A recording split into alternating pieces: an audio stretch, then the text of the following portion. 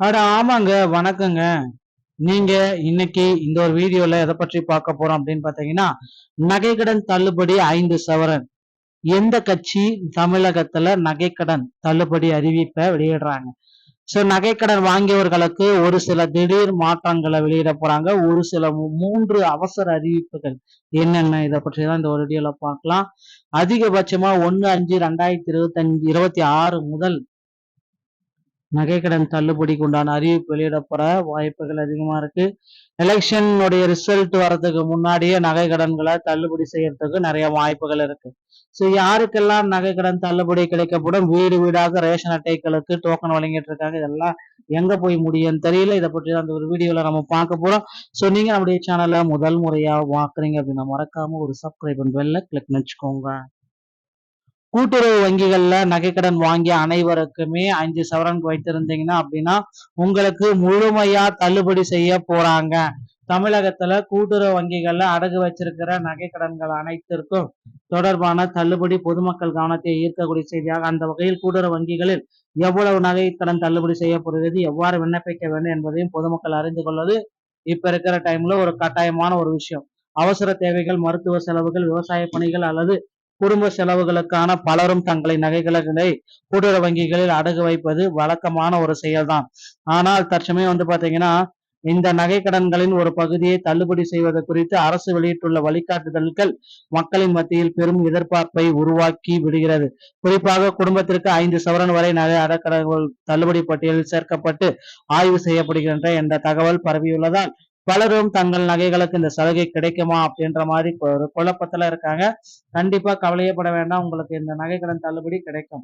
அரசு வழிகாட்டுதலின்படி இந்த திட்டம் முதன்மையாக பொருளாதார ரீதியாக சிரமத்தில் இருக்கும் ஏழை மற்றும் நடுத்தர குடும்பங்களுக்கு உதவ வேண்டும் என்பதே இதன் நோக்கம் அப்படின்றத குறிப்பிட்டிருக்காங்க. கூட்டுறவு வங்கிகள்ல நகைக்கடன் ஒரே குடும்பத்தை சேர்ந்தவர்கள் பல்வேறு கூட்டுறவு வங்கிகள்ல ஒரே டைம்ல நகைக்கடன் வாங்க முடியாது. அப்படி வாங்கியிருந்தா அவங்க ரிஜெக்ட் செய்யப்படுவார்கள் அப்படின்னு சொல்லியிருக்காங்க.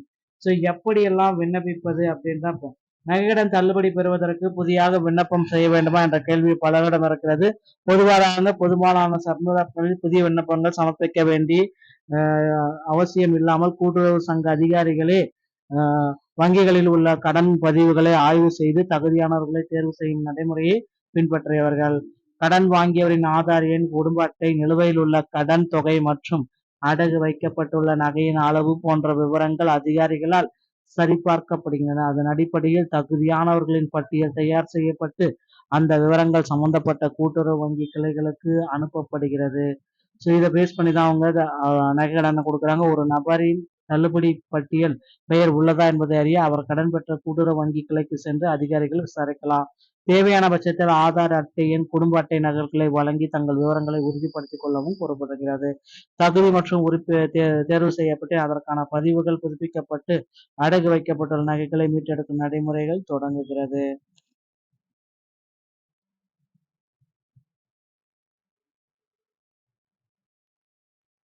இதனால் நீண்ட நாட்களாக கடனை திருப்பி செலுத்த முடியாமல் சிரமப்படும் குடும்பங்களுக்கு இந்த திட்டம் ஒரு பெரும் நிம்மதியை அளிக்கும் அப்படின்னு சொல்லலாம்.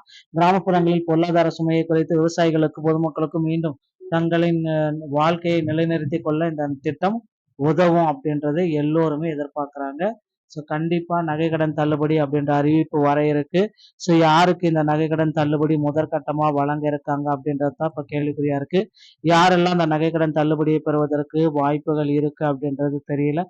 எந்த கட்சி இந்த நகை கடன் தள்ளுபடி அப்படின்றது தான் இன்னும் ஒரு பெரிய அப்டேட்டே வெளியிடாம இருக்காங்க. திமுக, அதிமுக, டிவிக்கு எந்த கட்சியா இருந்தாலும் சரி நகைக்கடன் தள்ளுபடியை விரைவில் அப்டேட் பண்ண போறாங்க. பொறுத்து நம்ம பார்க்கலாம். இந்த மாதிரி நல்ல செய்திகளை நீங்க உடனுக்குடன் நீங்க நம்மளுடைய சேனலோட இணைந்தீர்கள். மீது நல்ல தகவலோட நான் உங்களை சந்திக்கிறேன். தேங்க்யூ.